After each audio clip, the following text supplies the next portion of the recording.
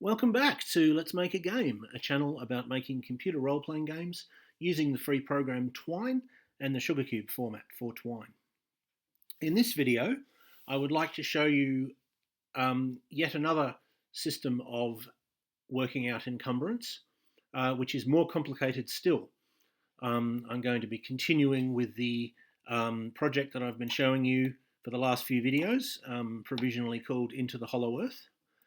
And we start on the screen that we started on the last couple of times, where it tells us we have £1,000 and that we can choose any of these people to bring with us. The only difference from last time is that we've got a new message here which says the terrain outside the city is a river running through mountains, because today we'll be dealing with mounted expeditions, and for that we need to start looking at terrain, and the reason is because if we're going through desert we will be buying camels, or we will have the opportunity to buy camels, and if we're going through anything other than desert then we have the opportunity to buy horses. So what we can get is different, slightly different depending on the terrain, which is why we have to start having systems for that. So let's say we don't want to get anything new. Let's just go straight to the mounted expedition, and we have the same message again to remind us that we're going to be initially walking by a river running through mountains, and we have a new option. We've got the scout and the guards and the bearers, the muskets, the gifts and the rations as before, but we can now also buy horses, and presumably we want to buy horses because we've chosen a mounted expedition. So let's say we get one horse. Well, we're able to move at riding pace, but that's not very realistic that we would set out with just ourselves and a horse and a musket. So let's say that we get a few gifts and rations at least to start with. And now it's telling us, well, we can't set out. The reason for that would be because the horse is not able to bear us and the gifts and the rations. Each horse can carry 20 items, but a person weighs the same as 15 items. So if we want to, we would need to increase horses. And now we find another problem. It says at least one animal must go unridden and you have no bearer to lead it. You must hire more bearers or buy fewer animals. The way that works is because there's just us on the expedition, if we have two horses, well, obviously one of the horses won't be ridden and somebody has to lead it, and that is the job of a bearer. Bearers can lead up to 3 horses. They can also ride at the same time. I don't know exactly what's happening in the fiction of the game. I would imagine that the animals are sort of tied together in a kind of chain, like they've got sort of something loose between them that keeps them from getting too far apart, and then it ends with reins that the bearer is carrying. But I'll look into exactly what's happening a bit more. But anyway, if we get a bearer, now it still says we can't set out, probably because there's not enough horses to carry the gifts and the rations, and so we might increase the horses and the rations. Now it says we can go at walking pace if we use one beast as a pack animal, but if we increase, now it says, okay, now you can move at riding pace, and so on. I won't go through the whole business of outfitting an expedition and spending the whole £1,000. Let's spend the rest of the time looking at the code. So most of the new code is going to be in here, the outfit expedition page, but I also need to show you something in initialize and this new page called terrain outside. So let's look at initialize. Let's zoom in to make it a bit easier to see. So we have a couple of new variables.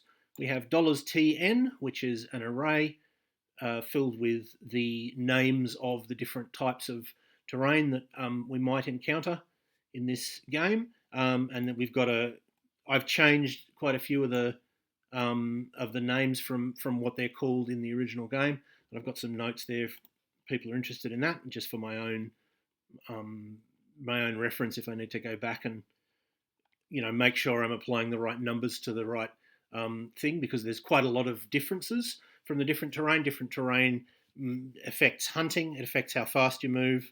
It affects a few other things as well, but we'll talk about that as we come to them.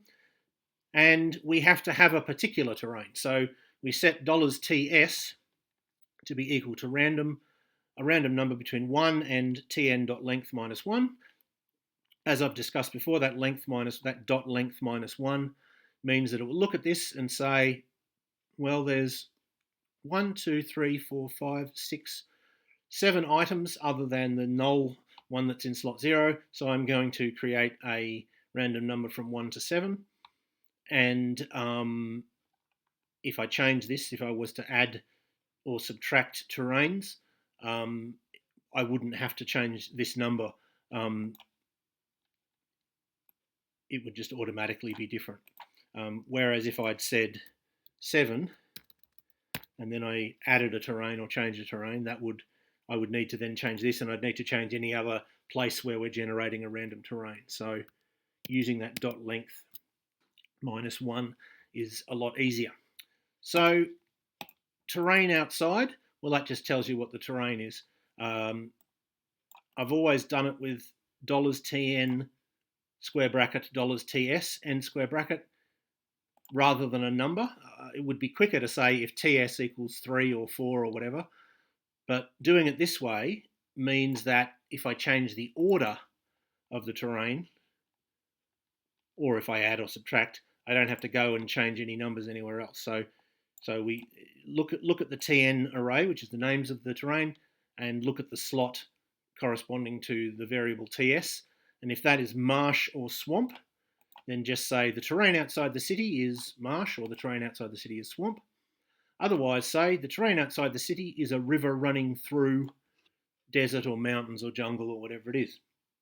So why don't we have a river running through marsh or a river running through swamp?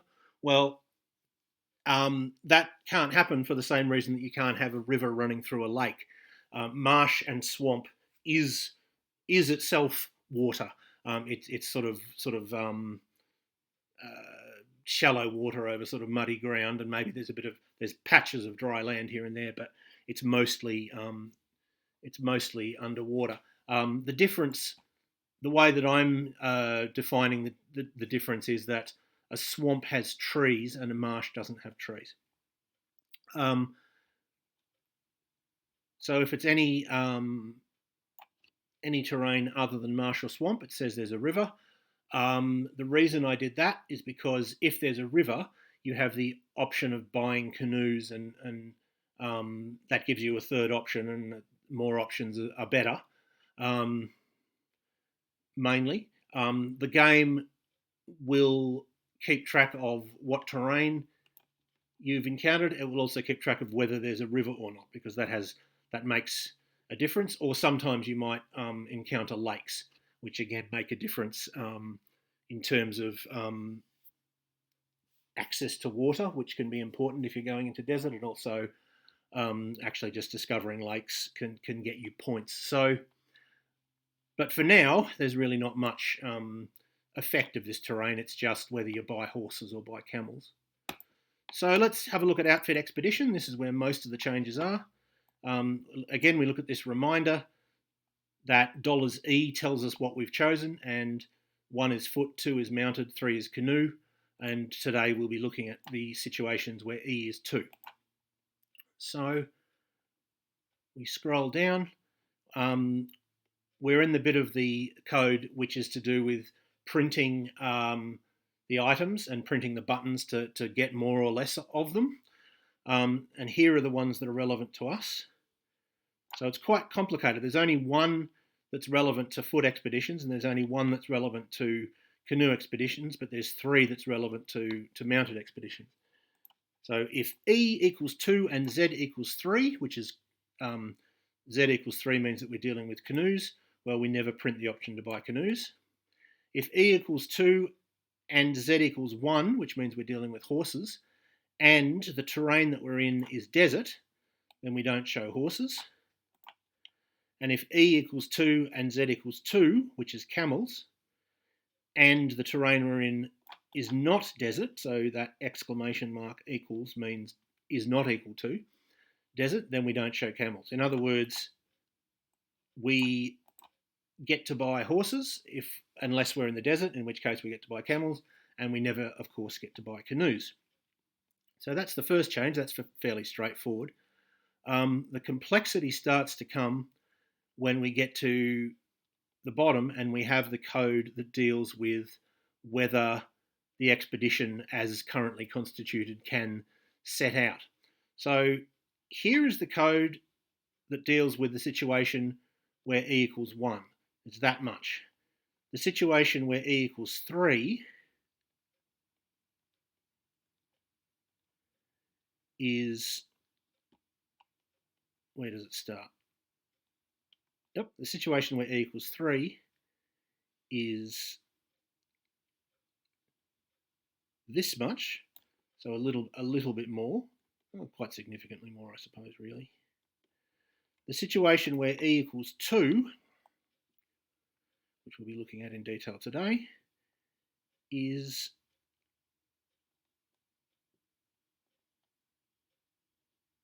this much. So as you can see, it's quite a lot more complicated. But that's okay. We'll explain it all. So the first thing we do to make life easier for us is we set Z to be the number of people, Y to be the number of animals, and X to be the number of items. So Z is 1 plus P0, so 1, which is us, the player character. $P0 is the number of doctors and journalists and etc. that you brought with you. EX4, 5, and 6 are scouts, guards, and bearers. Y is the number of animals, which is EX1 plus EX2, which is just the number of horses and the number of camels. And X, the number of items, is EX7 plus 8 plus 9, which is muskets, gifts, and rations. You might notice that EX3 is not present. It goes 1 and 2, then it goes straight to 4, 5, and 6, 7, 8, and 9. That's because EX3 is canoes, and we're never going to have any canoes when E equals 2, so we don't need to deal with that. All right, so the first thing we ask ourselves, if EX6 times 3 is less than Y minus Z, well, what does that mean? Well, Y minus Z is the number of animals minus the number of people. So that means that Y minus Z, because each person can only ride one animal, Y minus Z, if it's positive, gives us the number of animals, the minimum number of animals that must go unridden. So if we have 10 animals and 4 people in the expedition, well, at least 6 animals are not going to be ridden. And because they're not ridden, someone will have to lead them. And in this game, that's bearers. Each bearer can lead up to 3. So, and they can ride another one at the same time. So, I assume that it's a train. Like I assume the horses are sort of horses or camels are sort of roped together, and then it ends with the bearer holding the reins. But I don't actually know. I should find out how it works and whether that number is realistic. But that's for a future day. As written, that's what they can do. So we go EX6 times 3, the number of bearers times 3. If that's less than the number of spare animals, well, that's a problem. That means we don't have enough bearers to lead the animals. So we give them a message, and it's slightly different depending on how many spare animals there are. So if Y minus Z is equal to 1, we said at least one animal must go unridden, and you have no bearer to lead it. Why do we say, and you have no bearer to lead it? Well, if EX6 times 3 is less than Y minus Z, and Y minus Z is 1, then EX6 times 3 must be 0, because EX6 can never be a negative number. We can't have minus 2 bearers. We can only have 0 bearers. So EX6 times 3 can only be 0. So we just say at least one animal must go unridden, and you have no bearer to lead it. Otherwise, we say at least however many there are, animals must go unridden. and then we say, and you have no bearers to lead them, or and each bearer can lead at most 3 animals, depending on whether we've got any bearers or none at all. And then it gives a bit of advice. You must hire more bearers or buy fewer animals. So that's situation 1. There's spare animals that can't be led. And the next else if deals with another situation, which is if y times 20 is over or equal to 15 times z plus x, and y is over or equal to z. What does that mean? Well, y times 20 is the number of animals times 20. Each animal can carry up to 20 items. Each person is considered to weigh 15 items. So if y times 20 is greater than 15 times the number of people, plus the number of items. In other words, there's enough horses to carry the whole weight of all of the people and the items, and y is over or equal to z. In other words, there are at least as many animals as there are people, because there can be some corner cases where this is true but that isn't. I think that's why we have that extra and then of course we still wouldn't be able to have everyone riding, because obviously it's 1 person per animal. So that's just a little explanation of what's happening. If that's the case, and if we're in here, then we know that this bit isn't true, which means there must be enough bearers. Sorry, we know that this if hasn't triggered. This if was false, which means there must be enough bearers to lead any spare animals. So in that case, we say, well, the expedition is able to move at riding pace, which means you can set out if you want. Else, and now we get into the complex bit, and this is a bit of a corner case, because generally, if you've got a mounted expedition, you're going to want to be riding. You can trade horses in this game, at least with in the original rules you can't, but I want to add in some extra rules that I found that fans of the game have made. And in that you can trade horses, so you might have an expedition that's on foot with horses that you intend to trade, but generally speaking, one of these 2 things is going to be true, and most of the code here really is to do with this corner case. It goes down as far as still goes there. All of that is dealing with this third case where neither of these 2 are true. So what that means is there are enough bearers to lead any spare animals, because the first bit didn't trigger, but there aren't enough animals to carry every person and item, because the second one didn't trigger. Now in that situation, the expedition might be able to set out at a walking pace. They won't be able to set out at a riding pace, but we might be able to set out at a walking pace, and finding if they can is quite complicated. So here's what we do. We set z2 equal to 0. This is a variable that's only going to be 0 or 1. We're going to loop through all the possibilities, and then we're going to set it to 1 if we find any one that works. We have a for loop. For y2 equals 0, y2 is less than or equal to y, y2 plus plus. So y2 is going to start at 0, and it's going to go all the way to the number of animals. And then we have x2, which is y minus y2, the number of animals minus this y2. And what we're doing here is we're saying y2 is the number of animals that are pack animals, and x2 is the number of animals that are ridden. And we look at each possibility and go, well, if we did it this way, could we make the expedition work? So if x2 is greater than z, in other words, if the number of animals that we're proposing to ride is greater than the number of people, well, obviously that's no good. There aren't enough people to ride that many animals, so we will do nothing for that iteration. We will not be setting z2 to 0. Otherwise, it's much more complicated. We work out how many bearers will be unable to carry items. So we set w2 equal to math.ceil, which stands for ceiling, math.ceil of y2 over 3. Now, what does ceiling mean? Well, what it means is work out what's in, it means round up, basically.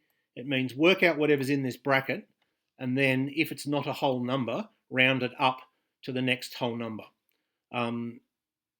There's another function that is the same, except it rounds down. But in this case, we're rounding up. Y2 over 3 is the number of pack animals divided by 3, because for every 3 pack animals, we have to have one bearer, or for every spare one, if we have a spare 1 or 2 pack animals left over after that, we need another bearer, if that makes sense, to lead them. Then we set W2 equal to math.max. Max in this case stands for maximum, and it is the higher number of W2, i.e. the value that we got up here, or x2 minus z plus ex6. And then I've got a long explanation of why that's the formula, and I'll go through it. x2 minus z plus ex6 is the minimum number of bearers who must ride. For example, if 5 animals will be ridden, and there are 10 people in the expedition, and 6 of those people are bearers, then we go 5 minus 10 plus 6 equals 1 bearer must ride. Because if we've got 10 people and 6 of the people are bearers, well, 4 of them are not bearers. So the 4 non-bearers ride 4 of the animals, leaving 1 which, if it's going to be ridden, has to be ridden by a bearer. So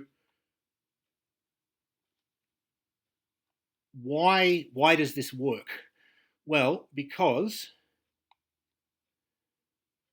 ridden x2 minus z plus ex6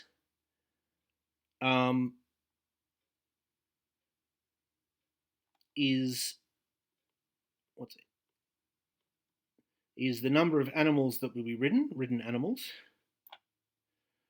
minus z. I've done this in sort of, when I wrote it here, I put it in a different order to here, so it's slightly confusing. But x2 is the number of ridden animals, z is the number of people, so minus the number of people, plus ex6, which is the number of bearers.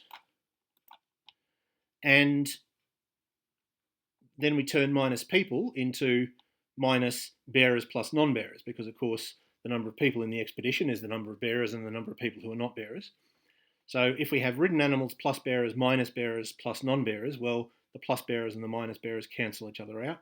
So we have ridden animals minus non-bearers equals 0, which means ridden animals equals non-bearers. And that's what we want. The number of, when the number of ridden animals is equal to the number of non-bearers, then all of the non-bearers can ride an animal, and therefore this formula has to be 0. I'll change the order. In the version that I upload, I'll change the order of this so that it's the same as the order in here, because that's a bit confusing. But anyway, there's a mathematical explanation of why that's the formula for the minimum number of bearers who have to ride an animal. So W2 then is compared to ex6, and if W2 is over ex6, well, we need more bearers than we have bearers. Obviously, that's no good, so we do nothing. Otherwise, we have if all of this. If 20 times y2 plus 5 times x2 plus 10 times ex6 minus w2 is less than x, then we do nothing. And so let's get into that. That's quite complicated. So if 20 times, where is it? Sorry, y2 is the number of pack animals that we're using in this proposal. Each pack animal can carry 20 items. X2 is the number of animals that are ridden. Each animal that has a person on it can carry 5 more items. And all of the bearers that aren't riding, in other words, ex6 minus w2, can carry 10 items. So we want as few bearers as possible to ride because but if they have to lead animals, they might as well ride because if they are going to lead animals, they can't carry items at the same time, according to the rules. So that's why we made W2, which is the number of bearers that are riding, the higher of either the number that's needed for this reason or the number that's needed for this reason. The number that's needed because someone's got to lead the animals, or the number that's needed just because someone's going to have to ride all the animals and some of those people might have to be bearers. All right. So if 20 times the pack animals plus 5 times the ridden animals plus 10 times the bearers that aren't riding and leading an animal, if that's all less than X, which is the number of items, then this arrangement isn't enough to carry all the items. So if none of those things are true, then we set Z2 equal to 1. Z2 is the flag that is set to 1 if there's any way to arrange the expedition. And we set Y2 equal to Y. Why do we set Y2 equal to Y? Because this is a for loop that is using Y2 and that ends with Y. And if we found an arrangement, we don't need to look at the other possibilities. There might be more possibilities that also work, but that doesn't matter. We found one that does. So, then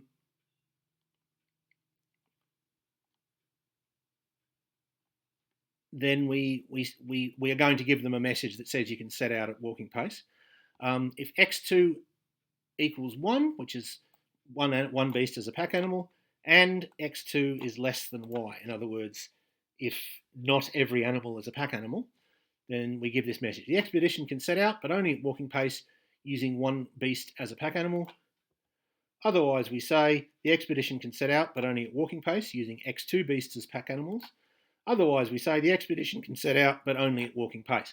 My thoughts there were, if we're using every beast as a pack animal, we probably don't need to say using 4 beasts as a pack animal because it'll probably be sort of obvious.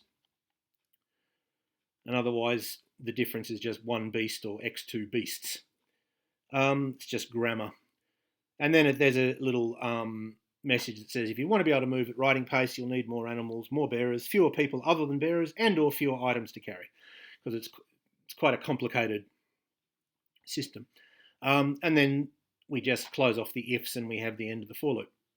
And if we get through the whole for loop and Z2 is still equal to 0, in other words, we haven't found any arrangement that works, then we're going to have to tell them the expedition is unable to set out even at walking pace. You must increase the number of animals or bearers and or reduce the number of items you carry. And then the rest is just closing off the ifs and then putting a couple of line breaks. So that ends the quite complicated system of encumbrance relating to horses and camels. And that means that in future videos, we'll be able to